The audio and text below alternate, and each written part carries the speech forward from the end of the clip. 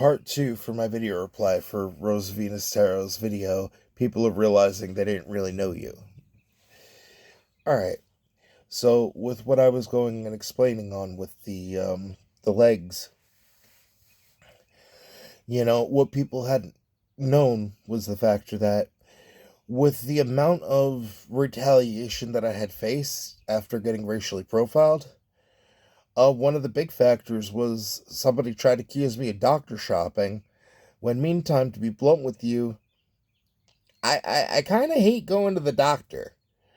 Like, it's kind of a task in itself to get me to actually go to the doctor in the first place.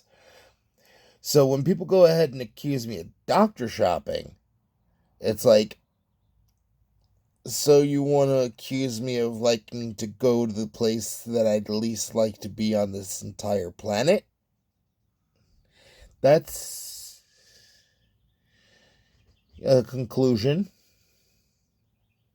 Definitely a wrong one, but a conclusion nonetheless. So, like you ended up saying, like, people don't end up having to deal with your own struggle,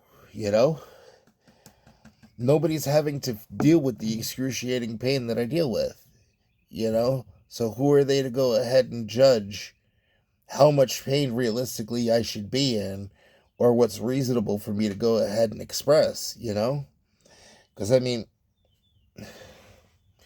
you have the bottom of your feet. The bottom of your feet did not get cut off. Mine did.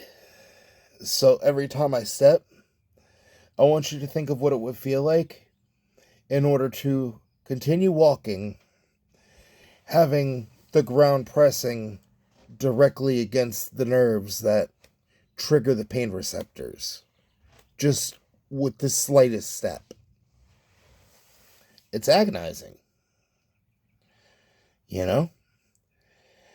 But I also do my best to try to cope with it because I understand my problem, me problem, not everyone else's problem.